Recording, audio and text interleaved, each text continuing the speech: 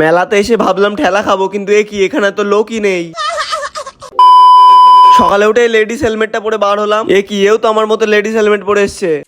আর সূর্য দেখে বুঝলাম আজকে আমাদের ভালোই ফাটবে, মানে গরম লাগবে। তারপর বাইকটাকে একটু পেট ভরে খাওয়ালাম। তারপর যাচ্ছিলাম অ্যামাজন জঙ্গলের ভিতর দিয়ে। আমরা এসেছি আধার কার্ডের ছবি চেঞ্জ করতে, আমার ছবির জায়গাতে বাঁদরের ছবি লাগাবো। এখানে এসে দেখলাম মদের দোকানের মতো লাইন।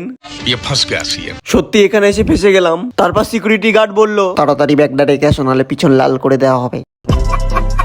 তারপর ভিতরে ঢুকেই দেখলাম তাজমহল।